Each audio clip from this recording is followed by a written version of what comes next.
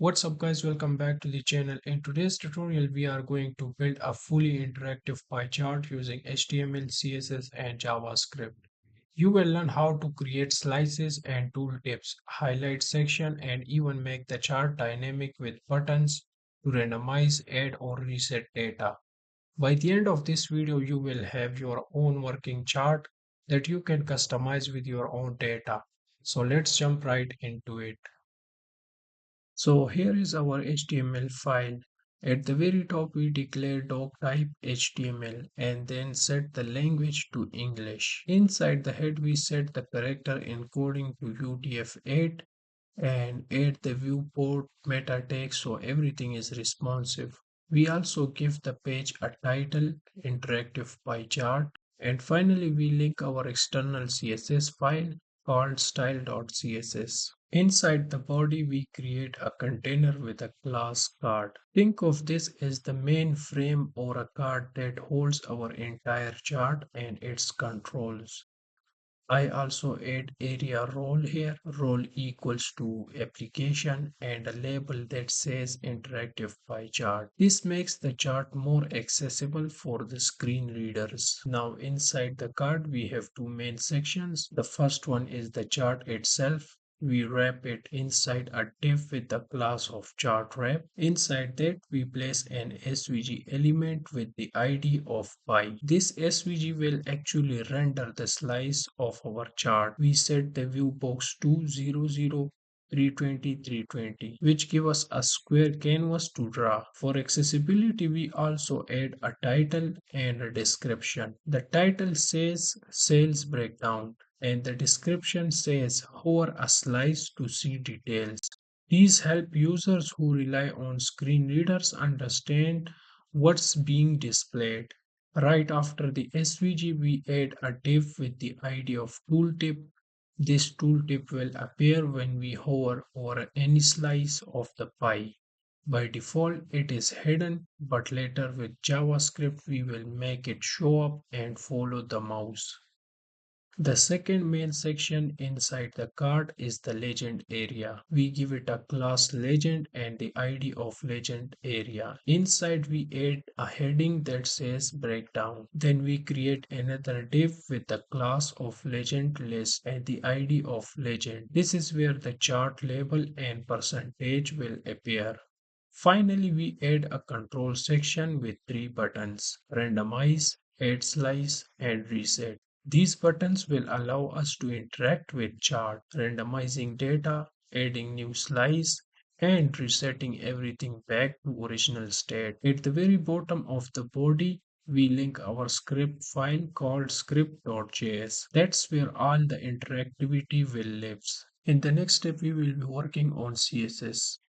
Alright, so at the top we define some root variables like chart size, radius, background color and muted text color. These makes the design consistent and easy to change later.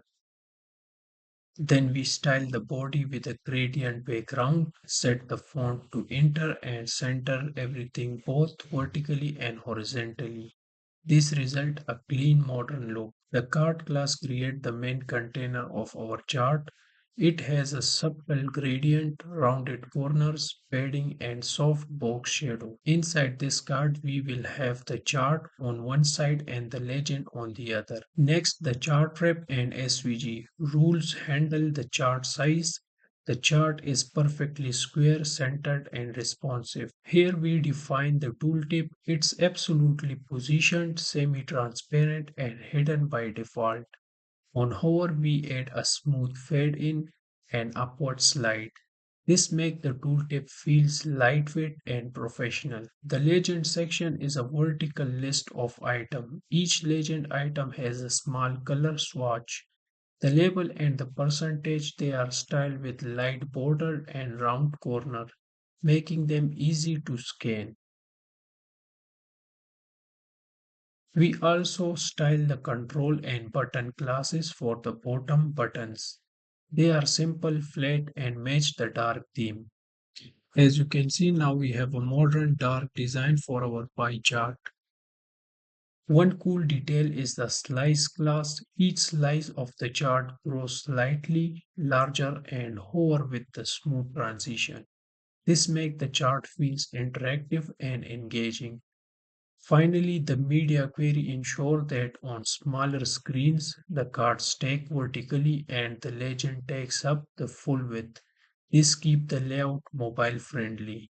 And that's it for the CSS. We now have a polished design that works on all screen size and enhance the interactivity of our chart. In the next step, we will be working on script.js. Alright, so in our JavaScript file, we start with the constant initial data. So what's going on here?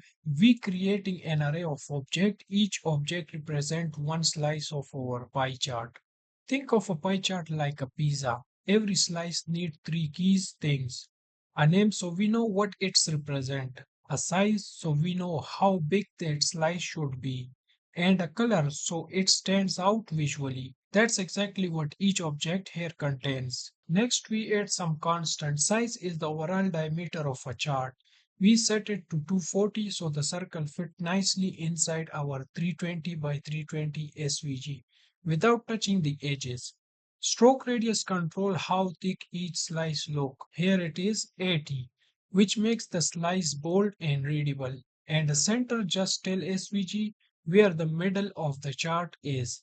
Since the canvas is 320 width and tall, the center is at 160 by 160. So basically the size is equal to how big the pie is, stroke radius is equal to slick thickness, and center is equal to the exact middle point to draw from. After that, we are simply grabbing elements from HTML so we can work with them in a JavaScript. Now, what this line does is create a deep copy of initial data set. Instead of just pointing the same array, we are making a completely new version stored in a data. Why? Because later on we will be changing things like randomizing value or adding new slices. If we work directly on initial data, we would lose the original data set. By cloning it into a data, we can play around as much as we want and still keep initial data untouched and resets. Next, we have a render function. Right now, it is just an empty function. But the idea of render function will be the main function that draw update the pie chart. Anytime the data changes, like when we randomize value, add a slice, or reset the chart, instead of rewriting the logic over and over again, we will just call render function. Inside this function, we will clear the old slices, calculate new angle based on the data, draw the updated slices in SVG, refresh the legend, and update the tooltip if needed. So think of render function as the engine of our chart. Whenever something changes, this function takes the latest data and rebuild the chart visually. Next, inside the render function, we have a total which adds up all the slices value, making sure we don't divide by zero later. Then we have a group.inner HTML and legend.inner HTML, which clear the old chart and legend before redrawing.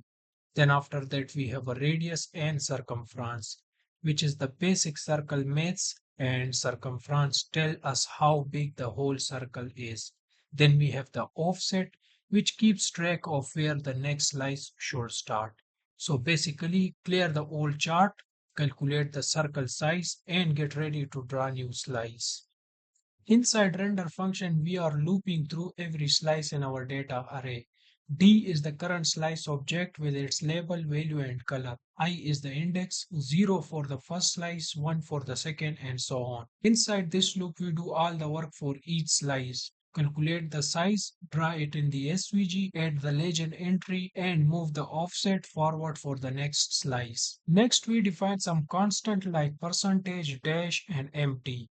So the percentage of the chart this slice takes, for example, if the value is 20 out of a total 100, that's mean that it's 20%. Dash is the actual length of slice on the circle outline. We get it by multiplying the percentage by the circle circumference. Empty whatever is left on the circle after the slice. This helps SVG know where to slice stops. Then after that, we create a new circle inside the SVG. This is going to be one slice of the pie. R, Cx, and Cy define the circle size and position.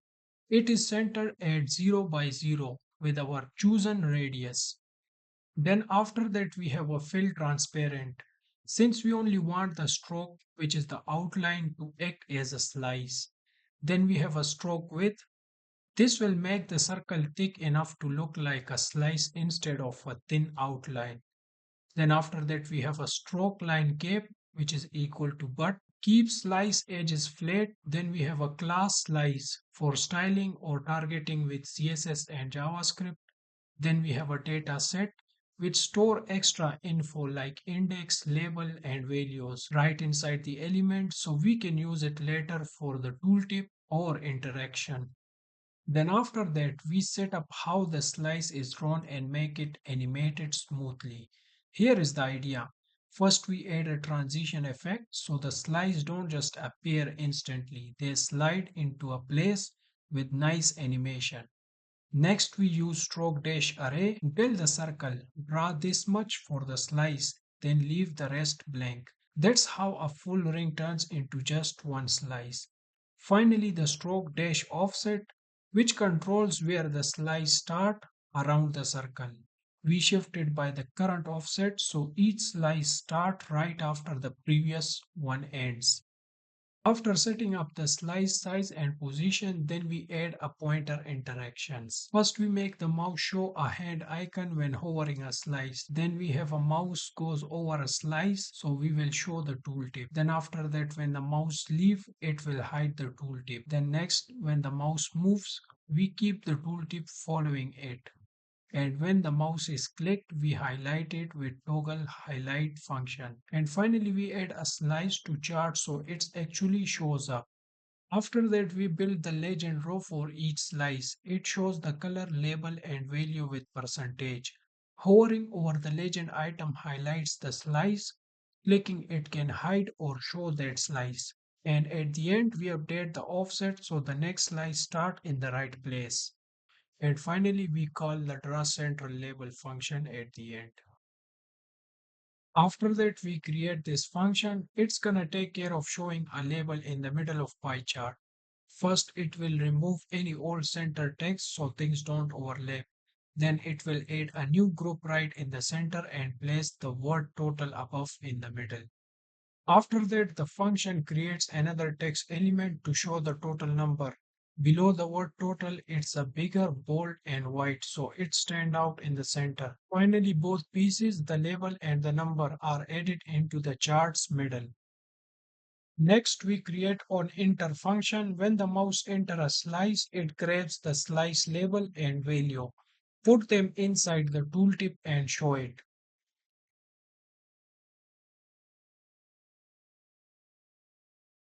Then after that, we create on leave function. When the mouse leaves, it simply hide the tooltip again. Then we create on move function. While moving over a slice, it updates the tooltip's position. So it follow the mouse around the chart. Then we create highlight slice. When you hover over slice, it slightly zoom out and reset when you leave. Then we create toggle highlight function. When you click, it adds or remove a glow effect around the slice. And finally, we create toggle slice visibility function. It's gonna hide or show a slice. It does this by setting its value to 0 when it is hidden. After that, we add these three button functions. They let the user to control the chart. Randomize, give every slice a new random values, then draw the chart. Add slice, create a brand new slice with a new labels. Reset, clear everything back to the original starting data. The last we add these helper function, they handle color and the safety. Random color function picks a color from a slice, it cycle through a fixed color palette. So each new slice always get a nice decent color. Escape HTML function cleans up any text to make sure special character don't break the HTML. After we add a public helper called update by. That means from outside the script, we can pass in a new data, label, value, and color, and the chart will rebuild itself. And finally, we call render function once at the end to draw the chart when the page first loads. Alright, so everything is set up now. It is time to test this in a browser. So I'm gonna open the browser and refresh, and you can see we have a beautiful interactive pie chart. We also have the slice animation while hovering. As you can see, when we hover over a slice, it's pop up with smooth animation. And our tooltip is also working. When we click on a tooltip, it's gonna change the slice. Now let's test the buttons. Buttons is also working. We can randomize, we can create new slices. We also can reset. And that's it for this tutorial. Now our interactive pie chart is complete and working perfectly in the browser. I hope you enjoyed this project and learned something new today. If you find it helpful, don't forget to hit that like button, share it with your friends, and subscribe to our channel for more tutorial like this. Thanks for watching, and I will see you in the next one.